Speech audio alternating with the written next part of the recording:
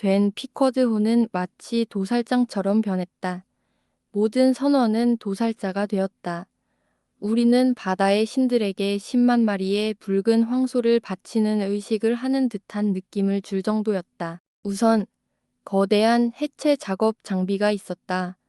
이 작업 장비는 녹색으로 칠해진 블록들로 이루어져 있고 아무리 힘이 센 사람도 혼자서는 들 수 없는 무게였다. 이 거대한 장비는 배의 마스트 꼭대기까지 끌어올려지고 단단히 묶여서 배 위에서 가장 강한 지점에 고정되었다. 이 복잡한 장비에 감겨있는 굵은 로프의 끝은 윈드레스를 통해 배에 연결되었다. 그러고 나서 거대한 하단 블록이 고래 위로 처지고 이 블록에 100파운드 무게의 큰 지방훅이 연결되었다. 고래 옆에 해체 작업대가 매달려 있고 스타벅과 스톱, 두 선장은 긴 고래잡니 삽을 들고 몸에 구멍이 나면 그 주위에 넓고 반원 모양의 선을 그리며 잘라내고 훅을 삽입한 뒤 나머지 선원들이 한데 모여서 윈드레스를 풀기 시작했다. 그때 갑자기 배가 고래를 향해 기울어지면서 윈드레스의 힘찬 움직임에 따라 밀려오는 파도와 함께 마치 고래와 하나가 된 듯한 기분을 주었다. 윈드레스에 의해 계속해서 끌어올려지는 힘은 고래를 계속해서 물속에서 굴리게 만들고 한 줄기로 연속적으로 지방이 벗겨져 나가고 있었다. 그리고 그 기름층이 벗겨질 때마다 점점 더 높이 올려져 마스트 꼭대기에 닿을 정도가 된다. 윈들레스에 있던 사람들은 잠시 작업을 멈추고 기름 조각이 하늘에서 떨어질 듯 흔들리는 모습을 지켜본다. 모두가 그 조각에 맞지 않도록 조심해야 한다. 그렇지 않으면 맞아서 갑판 밖으로 튕겨나갈 수도 있기 때문이다. 이때 고래잡니 한 명이 긴 칼을 들고 등장했다.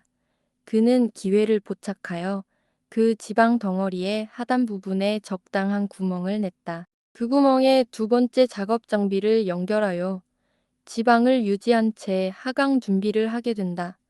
그러고 나서 이숙련된 칼잡니는 다시 한번 주변 사람들에게 피하라고 경고하며 급하게 칼질을 하여 지방을 완전히 절단했다. 앞선 작업이 끝나면 나머지 선원들이 다시 노래를 부르며 작업을 계속한다. 고래와 윈드레스는 함께 힘을 주고 고래 잡니들은 노래를 부르며 선원들은 지방을 말고 매니저들은 지방을 절단하고 배는 쩔쩔매며 모든 사람들이 때때로 저항의 일환으로 욕을 하며 작업을 진행한다. 쇠사슬을 끌어올려라. 고래의 시체를 뒤로 보내라. 거대한 장비들이 이제 그들의 임무를 다했다.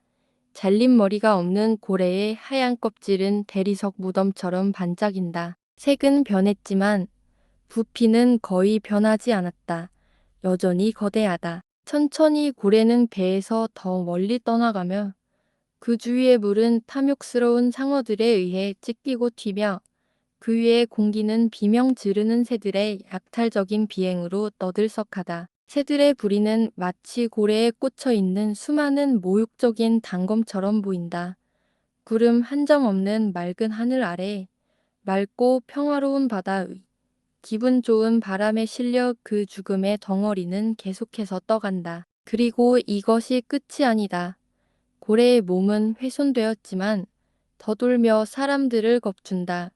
먼 거리에서 어떤 겁먹은 군함이나 실수로 발견된 탐험선이 그것을 보고 태양 속에 떠 있는 하얀 덩어리와 그 위로 튀어오르는 하얀 물보라가 보인다면 고래의 무해한 시체는 덜리는 손끝으로 항해 로그에 기록된다. 이 근처에는 얕은 바위와 암초가 있다.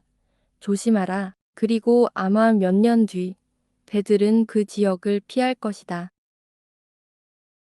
잠시 후 유리창을 통해 낯선 배와 마스트 위에 전 사람들이 보였고 그 배가 고래잡니 배임이 드러났다. 하지만 그 배는 바람을 타고 멀리 나아가며 다른 장소로 가는 것처럼 보였기 때문에 피쿼드는 그 배를 추격할 수 없었다. 그래서 신호가 주어졌고 그에 대한 반응을 기다렸다. 여기서 말할 것인데 미군의 해병대 선박들처럼 미국 고래잡리 선단의 각 배들은 고유한 신호를 가지고 있다.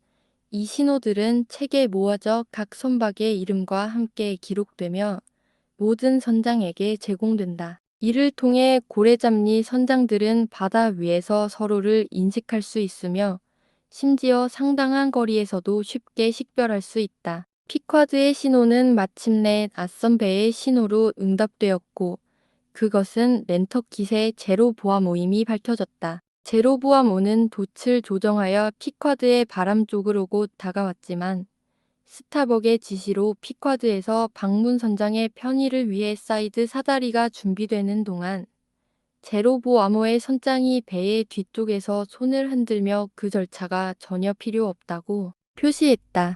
알고 보니 제로보암호에는 전염성이 강한 악성 전염병이 있었다. 선장 메이휴는 이 병이 피쿼드 선원들에게 퍼질까봐 두려워했다. 하지만 제로보암호의 선원들은 아무런 영향을 받지 않았고 배도 피쿼드에서 충분히 떨어져 있었으며 그들 사이에는 깨끗한 바다와 공기가 흐르고 있었다. 그럼에도 불구하고 그는 육지의 엄격한 검역 규정을 따르며 피쿼드와의 직접적인 접촉을 단호히 거부했다. 하지만 이것이 모든 소통을 막을 수는 없었다. 제로보암호의 보트는 피쿼드와 몇 발짝 거리를 두고 가끔씩 노를 저으며 피쿼드를 따라가려고 했다. 피쿼드의 메인 탑세일은 역풍에 처져 있었지만 제로보암호의 보트는 큰 파도에 밀려 일시적으로 앞서가기도 했으나 두 배는 간헐적으로 대화를 이어갔다. 제로보암호의 보트에서 노를 젓고 있는 한 남자는 특이한 외모를 가지고 있었다. 그 남자는 고래잡리 생활에서 독특한 인물들이 많은 그곳에서도 더욱 눈에 띄는 외모를 가졌다. 그는 작고 짧고 약간 젊은 인물로 얼굴에 주근깨가 퍼져 있었고 풍성한 노란 머리카락을 하고 있었다. 옅은 호두색에 길게 떨어지는 기이하게 잘라진 코트를 입고 있었고 그 코트에 팔꿈치는 팔목까지 말려 있었다. 그의 눈에는 깊고 확고하며 광신적인 열병이 서려 있었다. 이 인물이 처음 눈에 띄었을 때 스톱은 저 사람이다. 저 사람이다. 긴 옷을 입은 마술사 타우노에서 우리가 들었던 그 사람이다. 라고 외쳤다. 스톱은 이전에 피쿼드가 타우노와 만나면서 들었던 기이한 이야기를 떠올렸다. 그 이야기와 이후에 알게 된 사실에 따르면 그 기이한 사람은 제로보암호에서 거의 모든 사람을 지배하고 있었다. 그의 이야기는 이러했다. 그는 원래 레스큐유나 쉐이커들 사이에서 큰 예언자였다. 그곳의 비밀 회의에서 그는 하늘에서 내려와 7번째 병을 열겠다고 여러 번 선언하며 그 병을 가슴 속에 품고 있었다. 하지만 그 병은 실제로 약물이 들어있는 병이었다.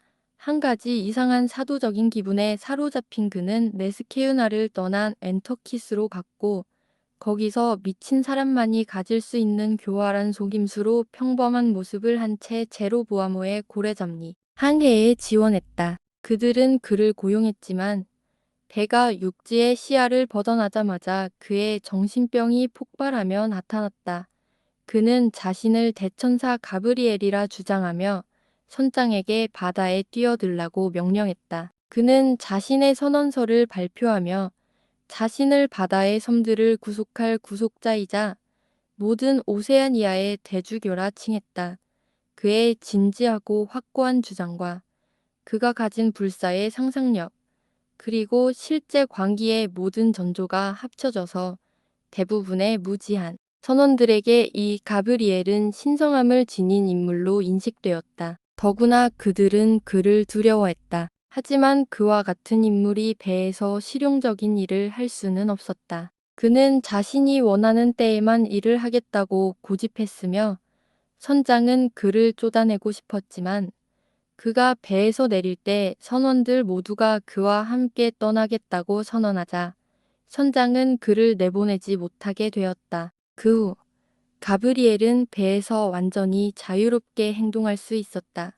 그리고 전염병이 퍼지자 그는 더욱 강한 소나기를 쥐게 되었고 그 전염병을 자신이 병령한다고 주장했다. 선원들은 그에게 굴복했고 그 중 일부는 신처럼 그에게 경의를 표했다. 이런 일들이 믿기지 않을 수 있지만 믿을 수 없을 정도로 기이하고 믿을 수 있는 사실이었다. 나는 내 전염병을 두려워하지 않는다. AF이 배의 난간에서 말했다. 배에 올라타라. 이제 가브리엘이 일어섰다. 생각해라, 생각해라. 황열병과 황달, 끔찍한 전염병을 조심하라. 가브리엘, 가브리엘. 메이휴 선장이 외쳤다. 너는 반드시 그러나 그 순간 한 번에 몰아친 파도가 보트를 멀리 밀어내었고 그로 인해 모든 말이 묻혀버렸다. 흰 고래를 보았느냐? AF의 보트가 돌아오자 물었다. 생각해라. 생각해라. 내 고래보트가 부서져 가라앉는 것을. 끔찍한 고리를 조심하라. 다시 말하지만 가브리엘, 너는 그러나 다시 한번 보트는 마치 악마들이 끌듯이 밀려가고 있었다. 잠시 동안 아무 말도 없었고 그 사이로 폭풍처럼 몰아치는 파도들이 지나갔다. 바다는 일관되지 않게 움직였고 그때마다 기이한 변덕으로 보트는 뒤흔들리기도 했다. 메이휴 선장은 모비 딕에 관한 어두운 이야기를 시작했으나 가브리엘이 그의 이름이 언급될 때마다 자주 끼어들었고 그 미친 바다가 그와 연합한 것처럼 보였다. 제로보아모가 집을 떠난 지 얼마 되지 않아 다른 고래잡리 배를 만나게 되었고 그곳의 사람들은 모비딕의 존재와 그가 일으킨 재앙에 대해 믿을 만한 소식을 들었다. 이 정보를 탐욕스럽게 들은 가브리엘은 흰 고래를 만날 경우를 대비해 선장에게 고래를 공격하지 말라고 경고했다.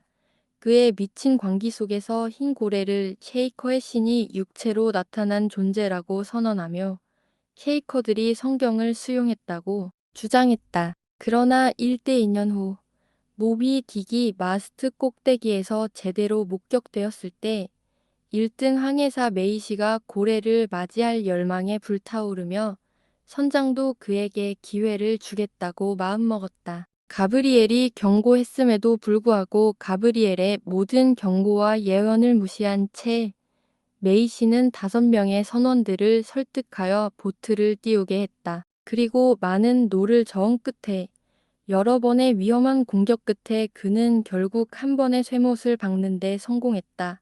그 사이 가브리엘은 매일 로얄 마스트 꼭대기로 올라가 광란의 제스처를 하며 그의 신성한 존재를 침해한 자들에게 곧 닥칠 재앙을 예언하고 있었다. 그때 메이시 1등 항해사가 보트의 앞에서 서서 그의 부족 특유의 격렬한 에너지로 흰 고래를 향해 여유를 퍼붓고 창을 겨누려 했을 때 바다에서 넓고 흰 그림자가 일어났다. 그 그림자의 빠른 움직임은 노를 젓고 있던 선원들의 숨을 잠시 멎게 만들었다.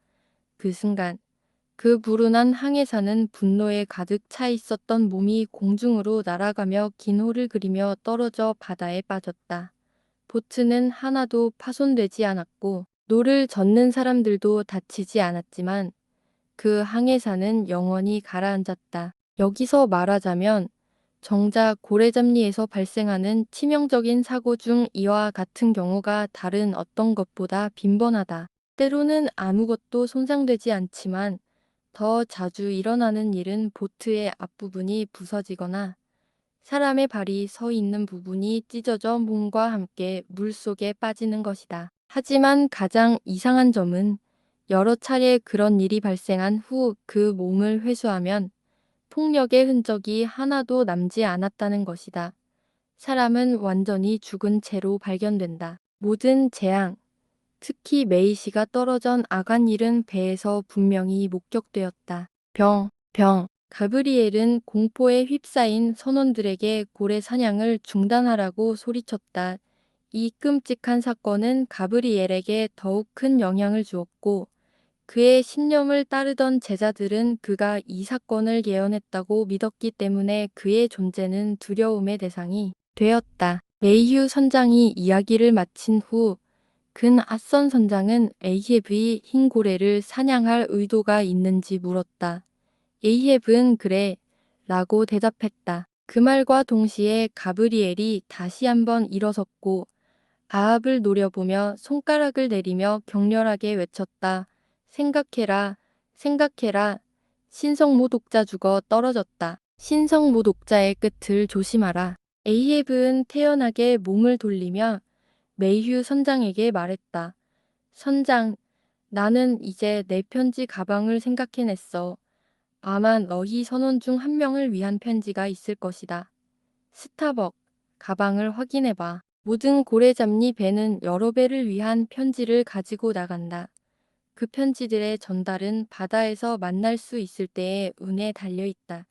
그래서 대부분의 편지는 전달되지 않거나 몇 년 후에야 도착한다. 곧 스타벅이 편지를 손에 들고 돌아왔다. 편지는 꽤 구겨져 있고 축축하고 어두운 캐빈의 사물함에 오랫동안 보관되었기 때문에 녹슨 푸른 곰팡이가 덮여 있었다. 읽을 수 없느냐? 에이헤브이 외쳤다. 나에게 줘. 이 사람아. 그래, 그래. 이것은 흐릿하게 써져 있군. 이게 뭐지? 에이헤브이 그것을 해독하려 할 때 스타벅은 긴 삽을 꺼내어 칼로 끝을 조금 갈라 편지를 그곳에 넣어 보트로 전달하기 위해 선박에 더 가까이 오지 않도록 했다. 그동안 에이헤브는 편지를 들고 중얼거렸다. 해리 씨 맞아. 해리 씨 여자의 손글씨. 근 암자의 아내라곤 하는 장담한다. 그래 해리 메이시 씨. 제로보아모 메이휴 선장이 한숨을 쉬었다. 왜 그건 메이시이고 그는 죽었어. 불쌍한 사람, 불쌍한 사람. 그의 아내에게서 온 편지라고. 하지만 나에게 그걸 줘. 아니, 너가 가지고 있어. 가브리엘이 이히에브에게 말했다. 너는 곧 그를 따라갈 것이다. 저주받을 놈. 에이헤브이 고함을 질렀다. 메이휴 선장, 지금 받도록 해라. 그리고 스타벅이 손에 쥐어진 그 치명적인 편지를 가져가자. 그는 그것을 삽의 틈에 넣어 보트로 전달하려 했다. 그러자 노를 젓고 있던 선원들이 잠시 멈췄고 보트는 배의 뒤쪽으로 조금 밀려갔다. 마치 마법처럼 편지는 갑자기 가브리엘의 손에 닿았다. 그는 그것을 즉시 움켜잡고 보트칼을 꺼내어 편지를 그 위에 꽂아 다시 배로 돌려보냈다.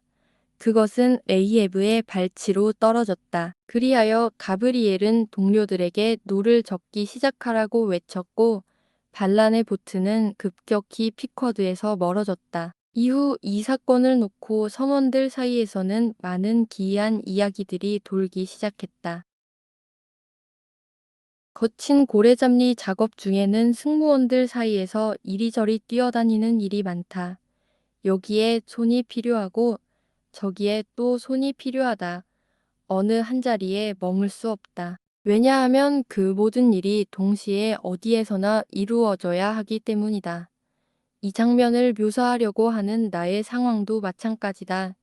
이제 우리는 조금 뒤로 돌아가야 한다. 처음 고래의 등에 구멍을 낸 후, 그 무겁고 둔한 훅이 그 구멍에 어떻게 들어갔는지에 대해 생각해보자. 그 훅은 내 친한 친구인 크유이지에 의해 삽입되었는데 크유이지는 하르푼을 던지는 일을 맡고 있었기 때문에 고래의 등에 올라가서 그 일을 담당했다. 하지만 많은 경우 하르푼을 던지는 사람은 고래가 완전히 해체될 때까지 고래에 남아 있어야 한다. 고래는 거의 전부 수면 아래에 잠겨 있는 상태로 작업하는 부분만이 드러난다. 그래서 그날 퀵회그는 하이랜드 복장을 입고 고래의 등에 올라가 있었다. 그 모습은 내 눈에 특별히 매력적이었으며 아무도 그를 더 잘 관찰할 기회가 없었을 것이다. 나는 크유이지 보조 역할을 하며 그가 고래의 등을 다루는 동안 그의 곁을 지켰다. 크유이지의 넓은 캔버스 벨트에 묶여 있었고 나는 내 좁은 가죽 벨트에 묶여 있었다. 만약 크유이지가 바다로 가라앉아 다시 일어나지 못하면 나는 그 위험한 상황에서 벗어날 방법이 없었다. 나는 가끔 크유이지가 고래와 배 사이에서 끼었을 때 그를 당겨서 구출했다. 하지만 그 외에도 그가 마주할 위험은 많았다. 상어들이 그 시체의 피 냄새를 맡고 달려들었다. 그들은 마치 벌떼처럼 그 주위를 돌아다녔다. 그 가운데 크유이지는 자주 발로 상어들을 밀어냈다. 다른 생물을 먹는 상어들은 죽은 고래를 보고는 사람을 건드리지 않는 법이지만 그들이 그렇게 마주하면 상황은 달라질 수 있다. 크유이지는 그의 다리와 팔을 휘두르며 상어들을 쫓아냈지만 언제든지 그들의 이빨에 물릴 위험이 있었다. 그렇게 상어들과 삽들 사이에서 퀵회그는 고난과 위험 속에서 버티고 있었다. 그가 얼어붙고 피곤한 모습으로 사스를 타고 올라와서 배 옆에 서 있을 때 스튜어드는 그에게 무언가를 건넸다. 따뜻한 코냑. 아니었다. 그가 건넨 것은 뜨겁지도 않은 생강물이었다. 생강. 스톱이 가까이 다가가며 의심스레 물었다. 맞아. 이건 분명 생강이야. 생강물을 들여다보며 말했다. 그러고는 믿을 수 없다는 듯 잠시 서 있다가 천천히 스튜어드를 향해 걸어가며 말했다. 생강이 뭐길래 도대체 이 추운 캐너벌에게 생강을 주는 거야. 스톱은 갑자기 타르벅에게 다가가며 말했다. 이건 약물인가요? 생강물이. 내가 그렇게 믿지 않는다. 라고 스타벅이 말했다. 그건 충분히 형편없는 물건이다. 그래, 스튜어드. 라고 스톱이 외쳤다. 우리에게 독을 주려는 거지? 우리 인생에 보험을 들었고 우리 모두를 죽여서 그 이득을 챙기려는 거냐? 그건 나 아니었어요. 라고 도우보이가 외쳤다. 그건 샤리티 아줌마가 생강을 가져온 거예요. 그리고 하르푼을 던지는 사람들에게 술은 절대 주지 말고 이 생강 주스를 주라고 했어요. 생강 주스. 너 이 생강을 살살 데는 녀석. 이리 가서 저기 보관함에서 더 좋은 걸 가져와. 나는 잘못한 게 없기를 바란다. 스타벅시. 선장님 명령이에요. 고래를 잡은 하르푼을 던지는 사람에겐 술을 줘야 한다고. 스톱이 다시 나타났을 때 한 손에는 어두운 플라스크를 들고 있었고 다른 손에는 일종의 차통을 들고 있었다. 첫 번째에는 강한 술이 들어 있었고 그것은 크유이지에게 전달되었으며 두 번째는 샤리티 아줌마의 선물이었고 그것은 자유롭게 파도에 던져졌다. 우리는 독일 브레멘의 선장 데릭 드디어가 이끄는 정브라우 JUNGFAU 호를 만났다. 한때 세계에서 가장 큰 포경 국가였던 네덜란드와 독일은 이제 그 수가 거의 없다. 그러나 아주 드문 간격으로 태평양에서 그들의 깃발을 간혹 만날 수 있다. 어떤 이유에서인지 정브라운은 피쿼드를 만나기를 매우 갈망하는 듯 보였다. 피쿼드에서 상당히 떨어진 거리에서 정브라운은 방향을 돌려 배를 내리고 선장은 배의 뒷부분이 아니라 앞부분에 서서 우리 쪽으로 다가왔다. 저게 뭐지? 손에 든 건? 스타벅이 독일 선장이 손에 흔들고 있는 것을 가리키며 외쳤다. 불가능하다. 그건 램프 피더야. 아니야. 스톱이 말했다. 그건 커피포트야. 스타벅. 저 독일 사람은 우리한테 커피를 끓여주러 오는 거야. 플라스크가 외쳤다. 그건 램프 피더와 기름통이야. 기름이 다 떨어져서 빌리러 온 거야. 어떻게 보면 기름 배가 포경지에서 기름을 빌리는 것은 정말 이상해 보이지만 때때로 이런 일이 실제로 일어나곤 한다. 현재 상황에서 데릭드 디어 선장은 플라스크가 말한 대로 실제로 램프 피더를 가지고 있었다. 그가 갑판에 올라오자 리헤브은 그의 손에 무엇이 들려있는지 전혀 신경 쓰지 않고 갑자기 말을 걸었다. 그러나 독일 선장은 곧 흰 고래에 대한 전혀 알지 못함을 보였고 대화는 곧 그의 램프 피더와 기름통으로 바뀌었다. 그는 브레멘에서 가져온 기름이 다 떨어졌고 비행 물고기도 아직 잡지 못했다는 말을 꺼내며 결국 자신의 배가 어쩌면 포경업계에서 청선이라고 불릴 수 있다는 말을 덧붙였다. 그의 필요가 해결된 후 대릭은 떠났다. 그러나 그가 배에 돌아가기도 전에 두 배에서 동시에 고래가 나타났다. 그래서 쫓는 데 있어 대릭은 피카드보다 훨씬 유리한 출발을 했다. 그들 앞에 있는 고래들은 모두 8마리, 평균적인 때였다.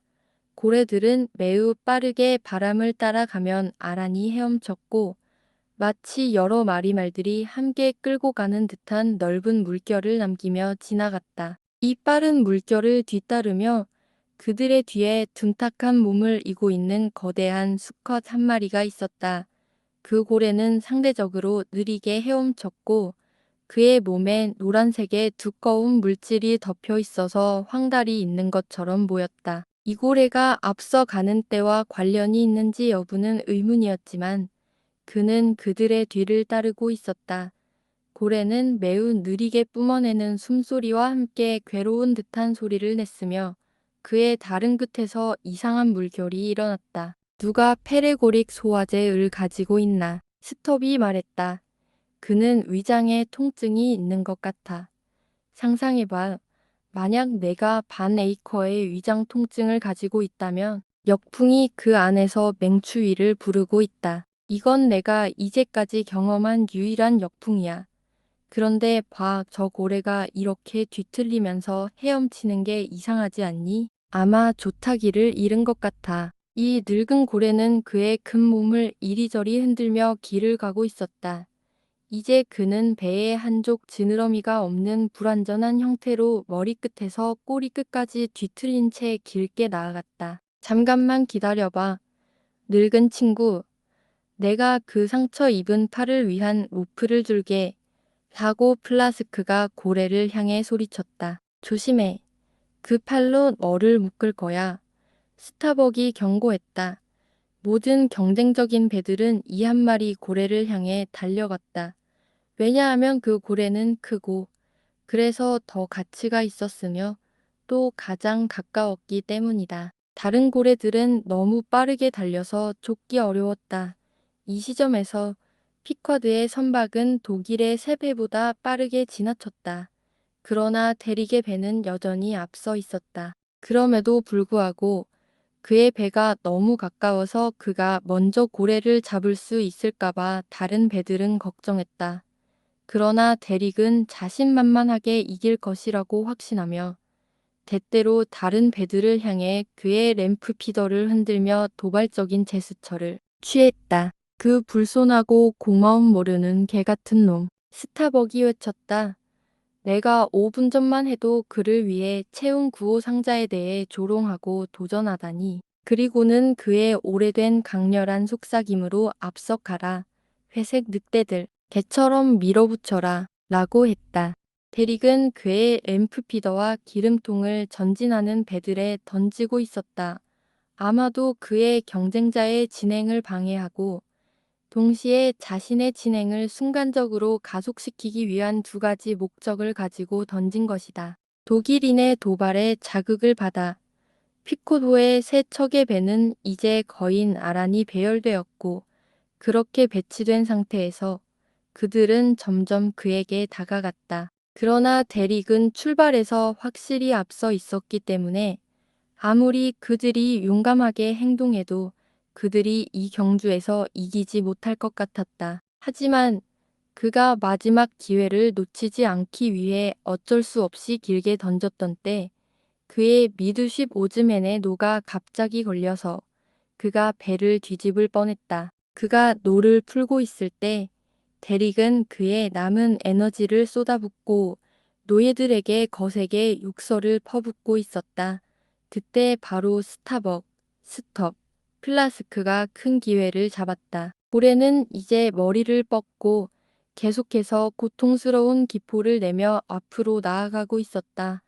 한쪽 귀는 고통스럽게 그의 몸을 때리며 그는 두려움 속에서 방향을 자꾸 바꿔가며 고군분투하고 있었다. 두려움에 떨며 울부짖으며 탈출을 시도했지만 이 거대한 바다의 괴물은 목소리가 없었다. 고통에 몸부림치며 살아있는 듯하면서도 바닷속 깊은 곳에서 가라앉고 있었다. 이제 고래의 앞부분에 바로 다가가기 위해서 대릭은 마지막 기회를 위해 다트를 던지기로 했다. 그러나 그의 하프니어가 다트를 던지려고 일어서는 순간 라미켓의 새 하프니어 퀵회그, 타슈테고, 다구는 본능적으로 일어섰고, 세 명은 동시에 창을 던졌다. 세 개의 라미켓의 창이 고래의 몸에 꽂히며 번쩍이는 거품과 흰 불꽃이 일어났다. 고래는 처음에는 급격히 뒤로 달리며 독일 배를 밀어냈고 대릭과 그의 하프니어는 배에서 떨어져 나갔고 세 배는 그들을 추월하며 빠르게 지나갔다. 스톱이 지나가면서 잠깐 바라보며 말했다. 곧 구해줄 거야 괜찮아. 송베르나르드 개들처럼 상어들이 뒤에 따라오고 있어. 그러나 고래의 도주는 오래가지 않았다. 갑자기 숨을 헐떡이며 그는 물속 깊이 가라앉았다. 하프니어들은 고래의 아래로 끌어들여지지 않게 하기 위해 필사적으로 노력했다. 줄을 당겨라, 줄을 당겨라. 스타벅이 다시 외쳤다. 그가 떠오르고 있다. 불과 얼마 전만 해도 한 자라도 당겨지지 않던 줄들이 이제는 금세 물에 젖어가며 빠르게 코일처럼 돌아가고 곧 고래는 사냥꾼들의 배들로부터 2배 길이 정도 떨어진 곳에서 물 위로 솟구쳤다. 지금 배들이 이 고래를 당기고 그의 흔들리는 고리를 넘어서며 창이 그에게 꽂히자 새로 생긴 상처에서 피가 계속해서 분출되었고 그의 머리에 자연적인 분수구에서만 간헐적으로 빠르게 공기가 뿜어져 나왔다. 이 분수구에서는 피가 나오지 않았다. 아직 그의 생명의 중요한 부분이 손상되지 않았기 때문이다. 그가 살아있다고 불리우는 부분은 그대로 유지되고 있었다. 배들이 이제 그를 더 가까이 둘러싸면서 고래의 대부분의 몸체가 평소 수면 아래에 가려져 있던 부분까지도 드러났다. 그의 눈, 혹은 그가 눈을 가지고 있었던 자리에서 이제는 비참하게도 눈알이 튀어나와 있었다. 그러나 아무도 그를 불쌍하게 여기지 않았다. 나이 든 고래, 하나뿐인 지느러미. 눈이 멀어도 그에게는 죽음이 필요했다. 인간의 유흥을 위해 결혼식과 축하 행사에서 심지어 평화를 설파하는 교회에서의 양초와 등불을 위해 그는 죽어야만 했다. 그는 여전히 피를 흘리며 끝내는 그곳에서 또 다른 비정상적인 덩어리가 고래의 배 아래에서 드러났다. 플래스크가 말했다. 거기 한번 찔러볼게. 멈춰. 스타벅이 외쳤다. 그럴 필요 없다. 하지만 스타벅은 너무 늦었다. 창이 꽂히자마자 고통에 괴로워하던 고래는 잔인한 상처에서 피가 뿜어져 나오고 더 많은 고통에 몰린 고래는 피를 뿜어내며 맹목적으로 배들을 향해 돌진했다. 플래스크의 배는 뒤집혔고 그 배의 앞부분도 부서졌다. 이것이 그의 죽음의 일격이었다. 혈액을 많이 잃어서 고래는 자신이 만든 파괴에서 물러나서 지느러미가 잘려나간 채로 처절하게 휘저으며 천천히 뒤집혔다. 그의 하얀 배가 드러나며 그는 죽었다. 그의 마지막 숨결을 내뿜는 모습은 너무도 비참했다. 마치 보이지 않는 손에 의해 큰 분수의 물이 서서히 빠져나가며 지구로 내려가는 듯한 우울한 소리처럼 고래의 마지막 숨결은 그렇게 서서히 사라졌다. 곧 선원들이 배가 다가올 때까지 기다리고 있을 때 고래의 몸은 점점 가라앉으려는 징후를 보였고 그 안에 숨겨진 보물들은 빼앗길 위험에 처했다. 스타벅의 명령으로 여러 지점에 줄을 묶어두었고 배가 가까워지자 고래는 물 위 몇 인치 아래로 매달리게 되었다. 조심스럽게 처리하여 배가 가까워졌을 때 고래는 배의 옆으로 옮겨져 가장 단단한 체인으로 묶여져 있었고 고래는 가라앉지 않도록 강하게 고정되었다. 고래를 자르고 나서 고래의 몸에 오래된 녹슨 창이 박혀 있다는 것이 발견되었고 그 부분은 상처가 꽤 아물어 있었다. 그 창은 아마 오래전에 박혀 있었을 것이다. 또한 돌로 만든 창이 고래 몸 안에 발견되었고 그 주위의 살은 여전히 단단하게 붙어 있었다. 누가 그 돌창을 던졌을까? 언제 던졌을까? 그것은 아마도 아메리카가 발견되기 훨씬 전에 북서 인디언이던지 누군가의 창일지도 모른다. 더 많은 발견을 할 수 있었겠지만 갑자기 배가 고래의 무게 때문에 기울어졌고 계속해서 체인에서 벗어나려고 했지만 더 이상 고래를 떼어낼 수 없었다. 그때 크유익이 큰 도끼를 들고 체인을 자르기 시작했다. 불꽃이 튀기며 몇 번의 칼질이 이어졌고 마침내 체인이 끊어지며 배는 수평을 되찾았고 고래는 가라앉았다. 이 고래가 죽은 후 가라앉는 현상은 매우 신기한 일이다. 지금까지 아무도 그 원인을 충분히 설명하지 못했다. 보통 죽은 정자고래는 그 몸의 대부분이 물 위로 떠오르며 부력을 유지한다. 만약 고래가 나이가 많고 쇠약해져서 부력이 줄어든 것이 원인이라면 그것을 설명할 수 있을 것이다. 그러나 건강한 고래들조차도 가라앉을 때가 있다. 어떤 경우에는 고래가 몇 시간 혹은 몇 일이 지난 후에 다시 떠오르기도 한다.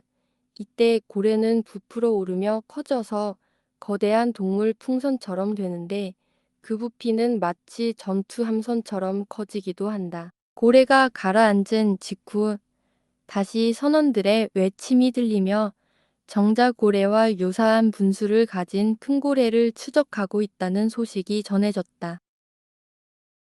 고래 잡리 배에서 모든 선원이 보트에 탑승하는 것은 아니다.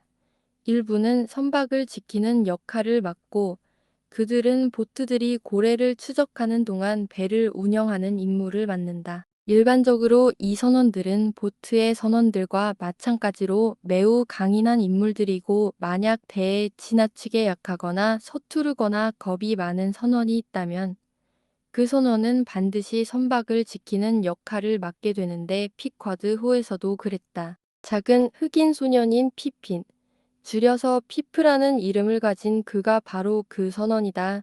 어쩌다 이 끔찍한 고래잡리 일에 얽히게 된 이후 그의 밝은 성격을 크게 흐리게 되었다. 스톱의 보트 뒤쪽에서 일하던 선원이 손을 삐끗하게 되어 잠시 동안은 완전히 장애를 입게 되어 잠시 동안 피프가 그 자리에 대신 앉게 되었다. 고래를 추적하면서 피프는 많은 긴장을 느꼈다. 어느 날 고래가 창을 맞자 그 고래는 언제나처럼 강하게 튕겨나갔고 불행히도 그 튕겨나간 순간 고래의 몸 아래로 피프가 앉아있던 자리로 정확히 떨어졌다. 그 순간의 불안감에 피프는 본능적으로 보트에서 뛰어내렸고 그가 던진 페달즈 노 하나가 고래의 로프에 걸려서 그는 물속으로 떨어졌다.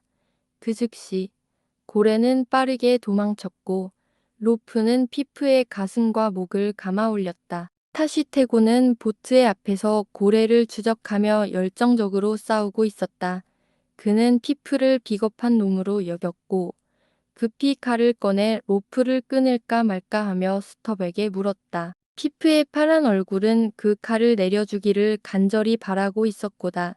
이 모든 일이 불과 30초 만에 일어난 일이었다. 저놈을 자르라고 스톱이 외쳤고 그래서 고래는 놓쳤지만 피프는 구했다. 피프가 정신을 차리자마자 불쌍한 작은 흑인 소녀는 선원들로부터 비난과 욕설을 받았다. 그런 후 스톱은 그에게 공식적으로 저주를 퍼붓고 그 일이 끝난 후에는 여전히 반쯤 유머러스한 방식으로 피프에게 유익한 조언을 해주었다. 그 내용은 이러했다. 피프, 보트에서 뛰어내리지 말거라. 하지만 그 외의 것은 다 애매하다. 언제나 그런 법이다. 일반적으로 고래잡리에서는 보트에 붙어 있어라가 진리의 표어이다. 스톱은 결국 피프에게 진지한 조언을 줄 때 그가 앞으로 뛰어내릴 여지를 너무 많이 남겨주지 않기 위해서였는지 갑자기 모든 조언을 중단하고 단호하게 명령을 내렸다. 피플, 보트에 붙어 있어라. 그렇지 않으면 내가 널 다시는 건지지 않겠다고 생각해라. 우린 너 같은 놈 때문에 고래를 놓칠 수 없어. 고래 하나가 알라바마에서 널 팔았을 때보다 30배는 더 비쌀 거란다. 그걸 명심하고 다시는 뛰어내리지 말 거라. 그러나 피프는 다시 한번 뛰어내렸다. 이번에도 처음과 비슷한 상황이었지만 이번에는 로프를 감지 않았다. 고래가 달리기 시작하자 피프는 고래와 함께 가지 못하고 바다에 남겨지고 말았다. 불행히도 스톱은 자신의 말대로 행동했다. 그날은 맑고 푸르른 날이었고 반짝이는 바다는 고요하고 차가우며 끝없이 펼쳐진 수면은 마치 금박처럼 얇게 펼쳐져 있었다. 하지만 스톱이 정말로 그 작은 흑인 소년을 운명에 맡겨두었을까? 그는 그렇게 할 생각은 없었다. 왜냐하면 그의 뒤에 두 척의 보트가 있었고 그들은 아마도 곧 피프를 발견하고 그를 구하러 올 것이라고 생각했을 것이다. 그런데 우연히도 그 보트들은 피프를 보지 못한 채 옆에서 고래를 발견하고 추격을 시작했다.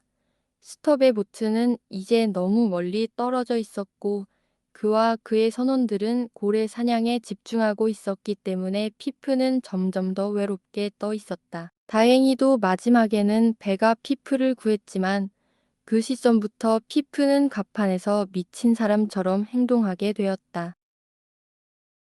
에이헤브이 자신의 사분 갑판을 오가며 나침반 앞에 멈춰서서 바늘처럼 뾰족하게 집중된 의지로 나침반 바늘을 쏘아보는 그의 시선은 마치 창처럼 날카롭게 내리꽂혔다. 그리고 다시 걸음을 내디뎌 중앙 돛대 앞에 멈춰서면 거기에 못으로 박혀있는 금화의 눈길을 고정시켰다.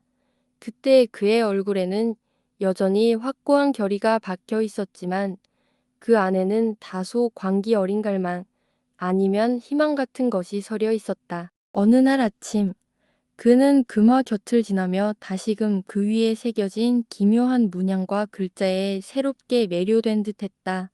마치 이제야 비로소 그것들이 지닌 의미를 자기만의 광적인 방식으로 해석하려는 듯했다. 사실 모든 사물에는 어떤 의미가 깃들어 있다. 그렇지 않다면 모든 것이 보잘것없는 것이 되고 둥근 세상조차도 무가치한 공허한 숫자에 불과할 것이다. 이 금화는 순도 높은 순금으로 만들어졌으며 어디선가 찬란한 산맥 깊숙한 곳에서 캐낸 것이었다. 그곳에서는 황금빛 모래 위로 동서로 흐르는 많은 파크톨루스 강이 발원지가 펼쳐져 있다. 이제 그것은 녹슨 쇠목과 푸른 녹이 쓴 구리 스파이크 속에 박혀 있었지만 그 어떤 더러움도 스며들 수 없을 만큼 순결한 채 여전히 키토퀴토의 황금빛 광채를 유지하고 있었다. 그리고 비록 단폭한 선원들 속에서 하루에도 수없이 거친 손길이 스쳐 지나가고 밤이면 온통 어둠에 덮여 도둑이 접근해도 이상할 것 없는 처지였으나 매일 아침이 밝을 때면 어김없이 전날 저녁과 똑같은 자리에 남아 있었다. 그것은 하나의 두려움을 불러일으키는 목적을 위해 따로 떼어놓은 성물이었다. 아무리 방탕한 생활을 하는 선원들이라 해도 누구도 이 금화를 범하지 못했다. 그들은 그것을 흰고래의 부적으로 여겼다. 때때로 선원들은 밤샘 근무를 하며 이 금화에 대해 이야기했다. 과연 이 금화는 누구의 것이 될 것인가? 그 주인은 과연 살아남아 이 금화를 쓸 수 있을 것인가? 남미의 이 귀한 금화들은 마치 태양의 훈장과도 같으며 열대의 상징물과도 같다. 여기에는 여자수, 알파카, 화산, 태양의 원반과 별자리, 황도, 풍요의 뿔 코너코피어, 휘날리는 화려한 깃발들이 풍성하게 새겨져 있다. 그러므로 이 귀금속은 그러한 환상적인 주조소를 거치면서 더욱 값어치 있고 더욱 눈부신 영광을 지닌 듯 보였다. 그리고 페코드호의 금화는 그 중에서도 유난히 화려한 것이었다. 둥근 가장자리에 리퍼블리커 델 에궈도 퀴토라는 글자가 새겨져 있었다. 그 글자들이 둘러싸고 있는 중심부에는 안데스 산맥의 새 봉우리가 새겨져 있었으며 그 중 하나에서는 불길이 타오르고 또 다른 하나에는 탑이, 마지막 봉우리에는 울어대는 수탉이 있었다. 그리고 그 모든 것 위로는 황도대의 일부가 아치형으로 새겨져 있었으며 그 위에 황도의 표식들이 익숙한 점성술 기호로 표시되어 있었다. 중심에는 태양이 놓여 있었고 그것은 마침 저울자리의 주점을 통과하고 있었다. 이 적도의 금화 앞에서 아합은 다른 선원들의 눈길을 받으며 잠시 멈추어 서 있었다. 스타벅은 난간에 기대어 중얼거렸다. 어떤 요정의 손길도 이 금화를 어루만지지 않았겠지. 그러나 어제 이래로 악마의 발톱이 거기에 흔적을 남겼음이 틀림없어. 그는 홀로 속삭이며 계속 생각에 잠겼다. 선장님께서는 마치 벨사살 왕의 섬뜩한 필체를 읽고 계신 듯하군. 난 한 번도 이 금화를 그렇게 자세히 살펴본 적이 없었는데 그분이 선실로 내려가셨으니 나도 한번 읽어보자. 스타벅은 금화를 유심히 들여다보았다. 세 개의 거대한 봉우리 사이 어둠이 깔린 계곡이 있군. 마치 삼위일체를 희미하게나마 상징하는 듯한 형상이다. 이 죽음의 계곡에서도 신께서 우리를 둘러싸고 계시니 우리의 모든 어둠 위에 외로운 태양이 여전히 등대처럼 빛나며 희망을 주는구나. 시선을 낮추면 이 어두운 계곡의 썩은 땅만 보이지만 고개를 들면 저 밝은 태양이 우리 눈길을 맞이하며 위로를 전한다. 그러나 그 위대한 태양도 멈춰 서 있지는 않다. 이금화는 지혜롭고 온화하며 진실되게 말하지만 여전히 슬픔이 깃들어 있구나. 난 이곳을 떠나야겠다. 진리가 나를 거짓으로 흔들어 놓기 전에. 트라이웍스 기름 그리는 화덕 근처에서 스톱이 혼잣말로 중얼거렸다. 저기 전 늙은 모글왕 예기예브익도 그 말을 살피고 있군. 그리고 이제 스타벅도 보고 갔는데 두 사람의 얼굴을 보아하니 아홉기략 16m은 좋게 늘어질 만큼 길어 보이잖아. 다들 겨우 금화 한 잎을 보고 저렇게 심각해진다고? 내가 만약 그 금화를 네그로 힐리그로 힐이나 콜라우스 훅 시오아에러이아 S 훅 뉴욕의 항구 지역에 가지고 있었다면 오래 바라보지도 않고 곧바로 써버렸을 텐데. 내 보잘것없는 견해로는 이거 참 기이한 일이군. 잠깐, 저기 저 작은 왕기둥 KINGPOST 한 선원이 오고 있군. 트라이웍스를 돌아서 그가 뭐라고 말할지 들어보자. 그래, 저기 금화 앞에 섰어. 곧 무슨 말인가 하겠지. 시작하는군. 여기 있는 건 금으로 된 둥근 물건일 뿐이고 어떤 놈이 저 고래를 잡으면 이 둥근 물건은 그의 것이 되겠지. 그렇다면 대체 뭘 그렇게들 쳐다보고 있는 거야? 이건 16달러의 가치가 있지.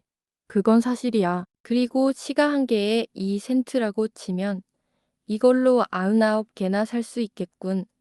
난 스토브처럼 더러운 파이프는 피우지 않지만 시가는 좋아하지. 여기 99개의 시가가 있으니 이제 플라스크가 돛대 위로 올라가서 찾아봐야겠군. 잠깐, 저기 맨스맨 영감이 오고 있어. 예전에는 장미차를 몰았던 사람 같구먼. 그러다가 바다로 나온 거지. 저기서 둥근 금화를 보고 있군. 어라, 그는 마스트의 반대편으로 돌아가네. 거기 말굽이 못으로 박혀 있잖아. 그리고 다시 돌아오는데 이게 무슨 뜻이지? 들어보자. 중얼거리는 소리가 마친 낡은 커피 분쇄기 같군. 귀를 기울여서 들어보자. 백경이 떠오른다면 반드시 한다라고 하루 안에 떠오를 거야. 태양이 별자리 중 하나에 위치할 때 말이지. 난 별자리를 연구해왔고 그 표시를 알고 있지. 이건 40년 전에 코펜하겐에서 늙은 마녀에게 배운 거라네. 그런데 그때 태양이 머무를 별자리는 어디인가? 말굽 표시가 있군. 그러니 바로 거기겠지. 저 금화 바로 맞은편이니 말이야. 그런데 말굽 별자리가 뭔가? 사자 자리야. 으르렁거리며 삼키는 사자지.